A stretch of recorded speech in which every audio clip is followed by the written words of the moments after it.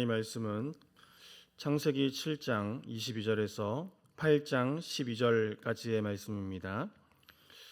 구약성경 9쪽에 있는 창세기 7장 22절에서 8장 12절까지의 말씀을 한 절씩 교독하신 후에 마지막 절을 함께 봉독하겠습니다. 육지에 있어 그 코에 생명의 기운에 숨이 있는 것은 다 죽었더라.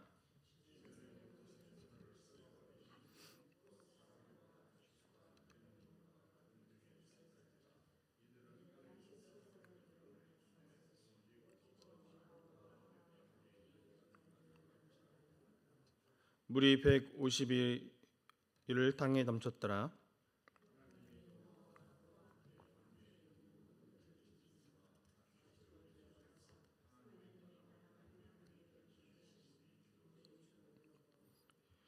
깊음의 샘과 하늘의 창문이 닫히고 하늘에서 비가 그치매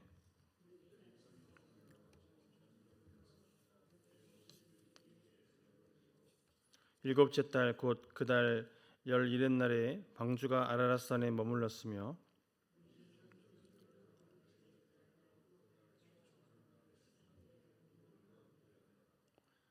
(40일을) 지나서 노아가 그 방주에 낸 창문을 열고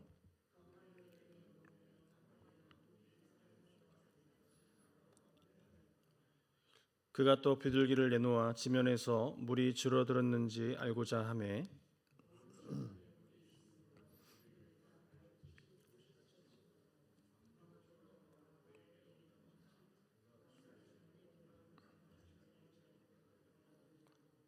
또 7일을 기다려 다시 비둘기를 방주에서 내놓음에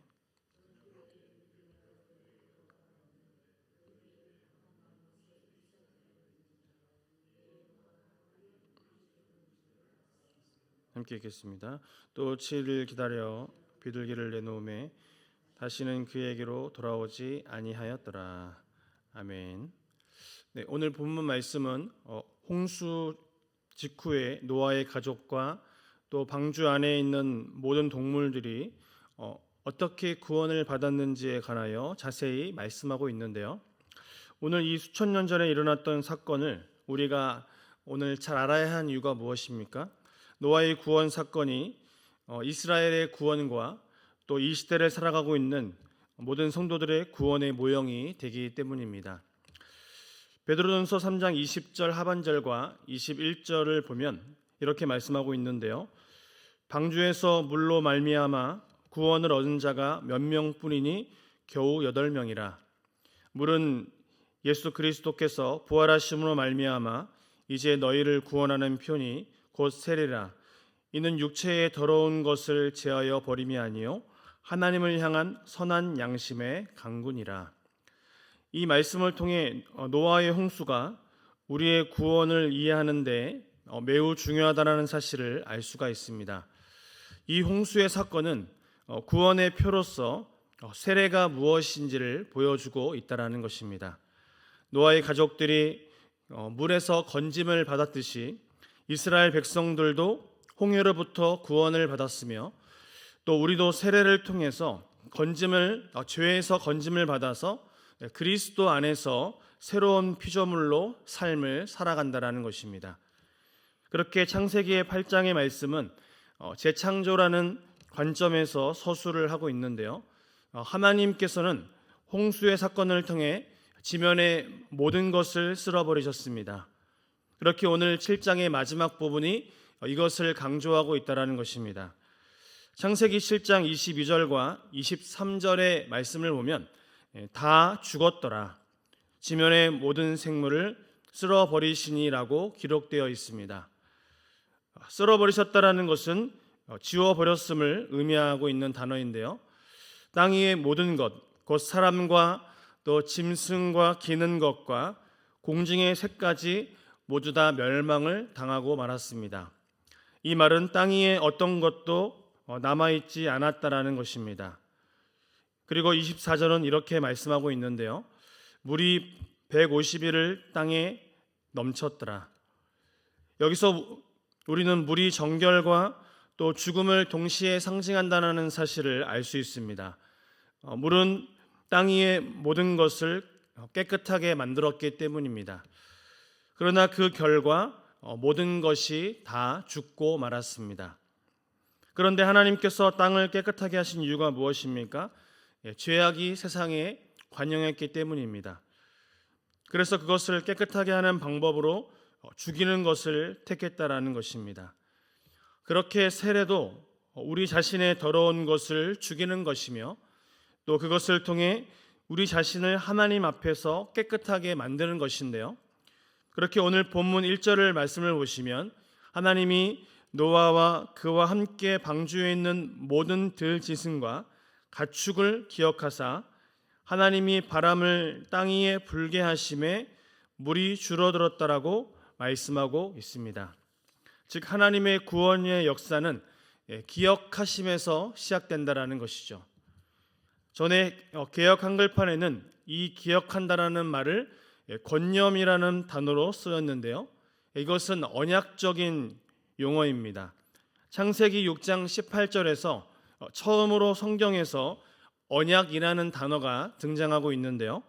하나님은 노아와 또 그에게 속한 모든 것과 언약을 맺으셨습니다. 그 언약 안에서 약속하신 것을 시행하기 위하여 지금 어떤 단어가 쓰였습니까? 기억하시고라는 말씀을 하고 있다라는 것이죠. 그래서 이 단어는 언약의 신실하신 하나님을 묘사하고 있는 단어라는 것입니다. 다시 말해 우리의 구원은 하나님의 언약에 대한 신실하심에서 시작되고 있다라는 것입니다. 하나님께서는 노아에게 방주에 들어가라고 명령하신 후에 7일 후에 비가 내리기 시작하는데요. 그 비는 40일 동안 내렸고 또 24절을 보면 물이 150일 동안 땅에 넘쳤습니다. 이 땅에 넘쳤다라는 말의 문자적인 의미는 땅을 이겼다라는 뜻인데요. 그렇게 150일, 5달이라는 긴 기간 동안 노아와 가족들은 방주 안에서 무엇을 했을까요? 지금 할 수 있는 것이 아무것도 없었습니다. 그들이 할 수 있는 유일한 일은 하나님의 약속을 믿고 그것을 기다리는 것뿐이었다라는 것이죠. 그러나 오늘 뭐라고 말씀합니까? 하나님께서 기억하셨다라고 분명히 말씀하고 있습니다. 그래서 그 기억하심으로 말미암아 구원의 역사가 시작되고 있다라는 것입니다. 오늘 본문 1절을 보면 노아의 구원을 위하여 하나님은 바람을 땅 위에 불게 하셨는데요. 그래서 물이 줄어들고 있습니다. 지금 7장의 마지막 부분이 물의 창궐로 마쳤다면 지금 8장의 시작은 물의 줄어듦으로 시작되어 대조를 이루고 있다라는 것입니다. 그리고 물이 땅에서 물러가는 이야기는 8장 14절을 보면 땅이 말랐더라라는 말로 마치고 있다라는 것이죠. 이것이 하나님께서 준비하셨던 구원의 역사라고 말씀하고 있습니다. 지금 물이 물러갔다라는 것은 구원의 시작을 의미하고 있다라는 것이죠. 당시의 바다는 거대한 힘을 가지고 있었지만 하나님은 그 바닷물을 말씀으로 통제하고 계십니다. 또한 창조 때에 물과 육지로 구분하신 하나님께서 이제 바람을 사용하셔서 물을 물러가게 하심으로 육지가 드러나게 하셨습니다. 이것은 하나님께서 온 세상과 또한 자연을 주관하고 계시는 분이심을 분명히 말씀을 통해 보여주고 있다라는 것입니다. 사랑하는 성도님들, 하나님께서 이 우주 만물과 모든 세상을 지금 다스리시며 또한 나의 인생도 다스리고 계십니다. 그런데 40일 동안 비가 왔고 또 110일이 지났습니다. 그렇게 4절과 5절의 말씀을 보시면 150일자가 되는 날에 일곱째 달 곧 그 달 11의 날에 방주가 아라랏산에 머물렀으며 물이 점점 줄어들어 열째 달 곧 그 달 초하루 달에 산들의 봉우리가 보였더라라고 말씀을 하고 있다라는 것입니다. 이것이 하나님의 구원의 또 다른 표적이었는데요. 노아는 이것을 중요한 날로 생각하고 있다라는 것입니다. 왜냐하면 7절과 8절의 말씀에 근거해서 노아가 40일 뒤에 11월 10일에 창을 열고 까마귀와 비둘기를 날려 보냈기 때문입니다. 그래서 그는 하나님께서 40일 동안 비를 내리셨다면 또한 40일 동안 물이 빠지게 하실 것도 믿었다라는 것이죠. 그리고 노아는 10절에 또 7일을 기다려 다시 비둘기를 방주에서 내보내고 있는데요. 11절의 말씀을 보면 저녁 때에 비둘기가 그에게로 돌아왔는데 그 입에 감람나무 새 잎사귀가 있는지라 이에 노아가 땅에 물이 줄어든 줄을 알았으며 라고 말씀하고 있습니다. 그런데 이 감람나무는 높은 지대에서 살 수 없는 나무라고 하는데요. 이 말의 뜻은 무엇입니까? 이제 물이 상당하게 빠졌다라는 것을 의미하고 있다라는 것이죠. 그리고 12절에 보면 7일 뒤에 비둘기를 다시 보냈을 때에 비둘기는 다시 돌아오지 않았습니다. 노아는 그것을 통해서 이제 비둘기가 스스로 생존할 수 있을 정도로 땅이 말랐다는 사실을 우리는 알 수 있으며 그때는 12월 1일이 되었습니다. 사랑하는 성도님들, 뒤에 본문의 말씀을 보면 방주로 들어가게 하신 하나님은 그들을 방주에서 나오게도 하시는데요. 노아는 비가 오지 않을 때에 방주에 들어가게 하셔서 문을 닫게 하신 하나님께서 때가 되어서 방주에 나오게 하실 것도 믿었다라는 것입니다. 그리고 히브리서 11장 7절은 우리에게 이렇게 말씀하시는데요. 믿음으로 노아는 아직 보이지 않는 일에 경고하심을 받아 경외함으로 방주를 준비하여 그 집을 구원하였으니 이로 말미암아 세상을 정죄하고 믿음을 따르는 의의 상속자가 되었느니라.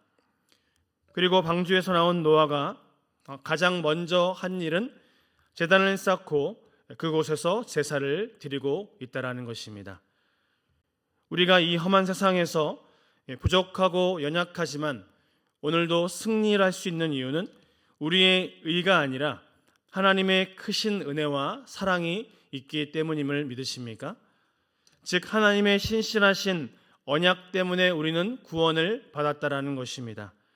바라기는 오늘도 예수님께서 나를 위하여 죽으시고 또 십자가에서 죽으신 이후에 부활하신 것을 우리가 기억하면서 오늘도 믿음으로 나를 향한 주님의 놀라운 사랑 또 그것을 확증하며 오늘도 우리를 위하여 일하시고 또 우리의 인생 가운데 역사하시는 하나님을 날마다 경험하며 하나님께 영광을 올려드릴 수 있는 저와 귀한 성도님들의 삶이 되시기를 주님의 이름으로 축복합니다.